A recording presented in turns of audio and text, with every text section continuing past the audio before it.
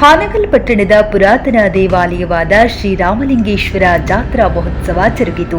ಪಟ್ಟಣದ ಸುಪ್ರಸಿದ್ಧ ಜಲಾಶಯವಾದ ಧರ್ಮನದಿಯ ದಡದಲ್ಲಿ ಪುರಾತನ ದೇಗುಲವಾದ ಶ್ರೀರಾಮಲಿಂಗೇಶ್ವರನ ಜಾತ್ರೆ ಸತತ 7 ದಿನಗಳ ಕಾಲ ನಡೆದಿದ್ದು, ಸಹಸ್ರಾರು ಸಂಖ್ಯೆಯಲ್ಲಿ ಪ್ರತಿದಿನ ಭಕ್ತರು ಶ್ರೀರಾಮಲಿಂಗೇಶ್ವರನ ಭಕ್ತಿಗೆ ಪಾತ್ರರಾಗುತ್ತಿದ್ದರು. ಮೊದಲನೆಯ ದಿನ ಹೂವಿನ ತೇರು, ಎರಡನೆಯ ದಿನ ದೊಡ್ಡ ತೇರು ಊರಿನ ಪ್ರಮುಖ ಬೀದಿಗಳ ಮೂಲಕ ಕಲಾ ತಂಡಗಳು ವಾದ್ಯ ಮೇಳದೊಂದಿಗೆ ಸಂಚರಿಸಿ ನಂತರ ನದಿ ಹತ್ತಿರ ದೇವಾಲಯದ ಕಡೆ ನಿಲ್ಲಿಸಲಾಯಿತು. ಕೊನೆಯ ದಿನವಾದ ಗುರುವಾರ ಆಕರ್ಷಕ ಕುಸ್ತಿ ಪಂದ್ಯ ಜರುಗಿತು. ನಾಡಿನ ವಿವಿಧ ಜಿಲ್ಲೆಗಳಿಂದ ಬಂದಂತಹ ಕುಸ್ತಿಪಟುಗಳು ಕುಸ್ತಿ ಆಡುವ ಮೂಲಕ ಜನರಿಗೆ ಮನರಂಜನೆಯನ್ನು ನೀಡಿದರು.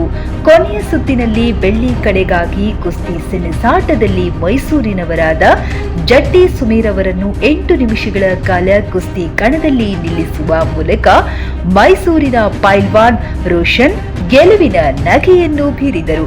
ಅದಕ್ಕೂ ಮುನ್ನ ಹಲವು ಸುತ್ತಿನಲ್ಲಿ ಹಲವಾರು ಪೈಲ್ವಾನರು ಮನರಂಜನೆಯನ್ನು ನೀಡಿದ್ದರು.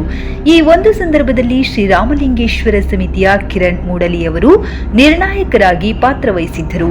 ಕುಸ್ತಿ ಪಂದ್ಯಾವಳಿಯನ್ನು ವೀಕ್ಷಿಸಲು ಸಹಸ್ರಾರು ಜನರು ವೀಕ್ಷಣೆಗೆ